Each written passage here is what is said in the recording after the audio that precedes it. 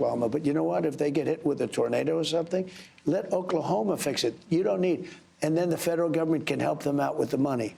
The FEMA is getting in the way of everything, and the Democrats actually use FEMA not to help North Carolina. It makes no sense. So I'm stopping on Friday. I'm stopping in North Carolina, first stop, because those people were treated very badly by Democrats. And I'm stopping there. We're going to get that thing straightened out because they're still suffering from a hurricane from months ago. And then I'm going to go to California. Will you meet with Gavin? I don't know. I haven't even thought about it. Look, Gavin's got one thing he can do. He can release the water that comes from the north.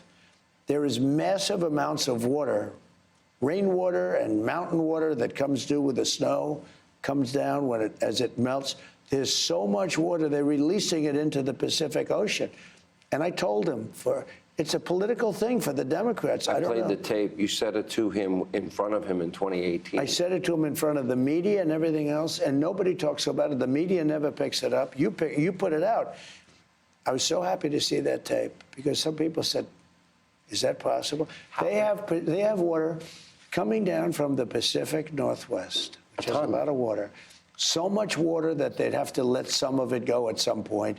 They don't need reservoirs. They don't need any. They're spending all this money on these reservoirs, and they're fake reservoirs. You know, But the reservoirs were empty. The hydrants didn't work, and they're not practicing the science of forestry, which is the sprinklers didn't work in the homes because they had no water. Think of it. We have sprinklers.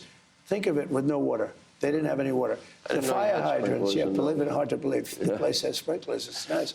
But you don't want to lose this office.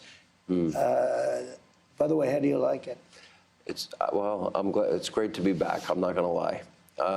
You know, I've had the biggest people in the world come here, and they come into the Oval Office, and they just look, and they want time to look. They're looking around.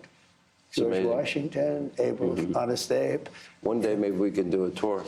We had a conversation, and maybe I shouldn't disclose this, but I will. And it was after the 2020 election. And you asked me a question, and we've known each other for 30 years, so we have a friendship and we have a professional relationship.